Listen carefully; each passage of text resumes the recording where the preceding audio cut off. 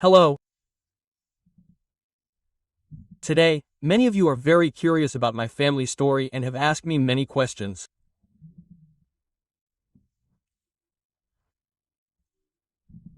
I'm married and how I live, so to answer those questions, I'd like to tell you a bit about my family's marriage story.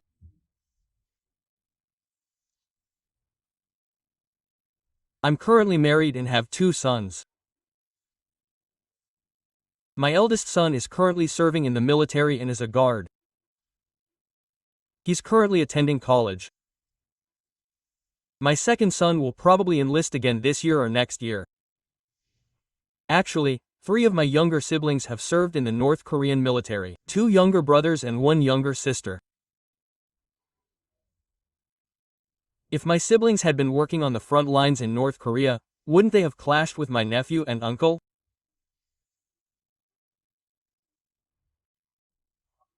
I think this, in a way, reflects the pain and sadness of the division between North and South Korea. I've given you a general overview, but let me tell you a little about my marriage history.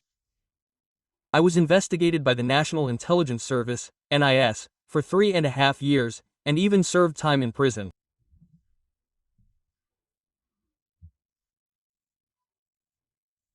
I came out into society in early March of 1999.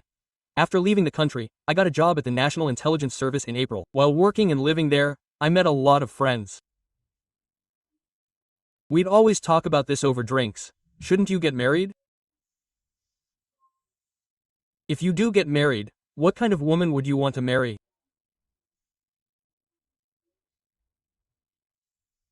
I'd say, I don't need anything else. I just need a woman who can drive. Quote. Among those friends, there were some who, like me, had worked as a North Korean agent and were arrested here. There were also some seniors and juniors working at the National Intelligence Service. So I said, I just need a woman who can drive. Okay, so these guys asked, why? Why are you doing that? Quote, well, I really like drinking, so I can't drive when I drink. But I can't always hire a designated driver. I don't remember if we had one back then, but it was 1999 anyway. We probably didn't have one. So back then, if we got caught drunk driving, we'd fire the company. So I just needed a woman who couldn't drink and drive, and who could drive when I was drunk. Quote. I had one condition.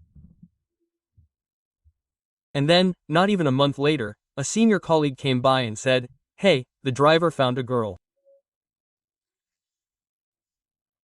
I laughed and said, oh, really? And he said, oh, that girl looks nice. Do you want to meet her? Quote.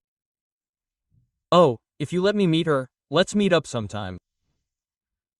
But that girl is in the far south. Where is she? I asked, and she said she's in Masan. She lives in Masan. So, what's the distance between Seoul and Masan? The distance. But hey, is distance a problem? Just meet up sometime. Oh, these are women I think are nice. That's what she said. So, how can I meet up? She said she'll contact me. So I contacted her, and we met on May 1st. I was living in Wagik-dong at the time, close to Gimpo Airport, so there wasn't a KTX at the time. So I took a plane from Gimhae Airport to Gimpo Airport. So we met in the morning. We met through an introduction, and after that, she left. My wife and I had lunch, then went to a coffee shop, had tea, and had dinner, and we talked for a long time. But actually, I could have gone, but I've only been out in society for a few days, and I know a lot about what's going on, and I'm not in a position where I could have gone all the way to Masan and found out about it. So, our senior got the woman's permission, got her consent, and said, come over here. We'll introduce you. Quote. So, my wife mustered up the courage to come see me. So, when she came, as I mentioned earlier, I talked a lot about myself.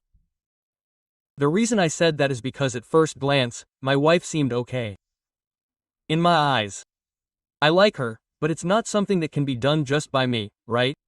If you want to get married. So, what I was thinking was, to put it simply, I'm a spy from the south, a factory worker from the south who came here and was caught. I'm not an ordinary person. In a way, I'm a criminal. In a way, I really didn't have any enemies until yesterday. In that situation, what I wanted to do was tell her my story as much as possible, so that if she doesn't like me after hearing me out, there's nothing I can do. If she says she likes me after hearing me out, then we should get married. That's why I talked about myself a lot. Regionally, people from Jeolla province tend to be somewhat progressive. But people from Gyeongsang province are very conservative. So, if I said I was from North Korea, people in Gyeongsang province might be very resistant. It's not that I didn't think about it. That's why I talked about myself a lot.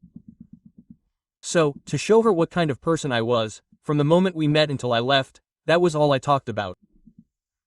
My wife is a different person now, so I can't verify anything further. She's South Korean, after all. And since she worked for a national intelligence agency, I thought she was already verified, so I just talked about myself. How I've lived, how I've always lived, and now we're breaking up. When we broke up, I went to Gimpo Airport to escort her and send her off. The next week, I went to Gimhae Airport. Then, my wife brought her car. She drove her car all the way to the airport. I thought, oh, she's a good driver, and that was it. We went to Masan and talked all day. That day, too, we only talked about myself, and she came again. The third time we met, she came to Seoul again. We took turns going back and forth, and she kept talking about me throughout our 3 meetings. But now that we've met 3 times, I'm definitely starting to like her. But what I was thinking at the time was, I wanted to get married, but the distance between us was too far, so I had to take a plane. At the time, I think a one-way trip from Gimpo Airport to Gimhae Airport cost about 50,000 won. My salary wasn't that much, so if I went there and back, it would break 100,000 won. I thought, if I keep doing this and end up throwing all that money away, I won't be able to get married. So, after meeting her for the 3rd time, I made up my mind. I thought, if this woman says yes, I have to get married. I made up my mind and kept exchanging emails. So, with that in mind, I said, okay, I like you, and to be honest, if you say yes, I want to get married. But that's not something I can decide on my own, since we live so far apart in Seoul and Masan, and we can't meet every day. How long can this go on? So, I said, if you're okay with getting married, then let's get married. I said, I want to know your decision now. Then my wife said, give me a week. So I said, okay, I'll give you a week. And then we waited. During that time, my wife told my parents. Of course, she said she'd talked to them before. But now that I was making the bold move, she probably thought, I need to explain it clearly and get my parents' consent. So, during that week, I talked to my parents. I told them.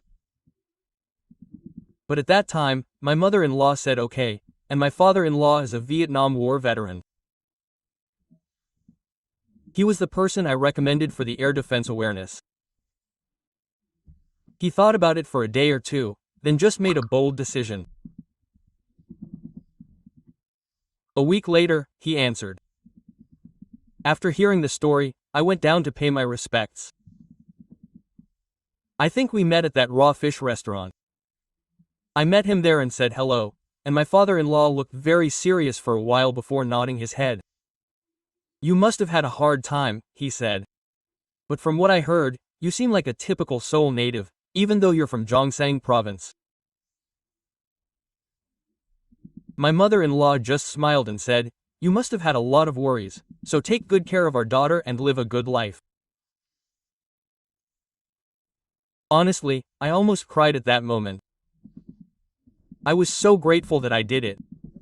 Thank you so much. I raised you so preciously, my daughter. I'll do my best to make sure you don't suffer. And now, let's say goodbye.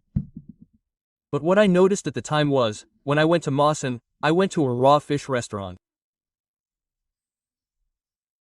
In Seoul, when the raw fish is served on a plate, they usually put some kind of napkin underneath it, but there, they just put the raw fish on a plate.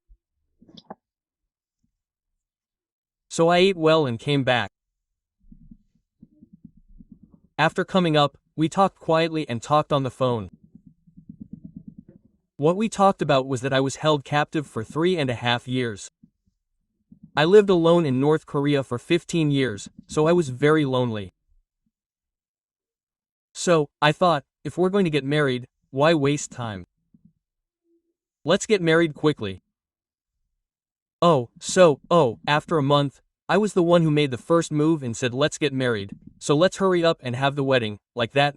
We set the wedding date like lightning fast, and when did we set it? It was May 1st, our first meeting, and we set the wedding date for June 26th. And so, we got married. After a year, I got married in June. My eldest child was born in June. The next one was born in June, and anyway, we had 2 sons and have been living happily ever after. I'll tell you the rest later if I have time, but I'll end it here for today. Thank you.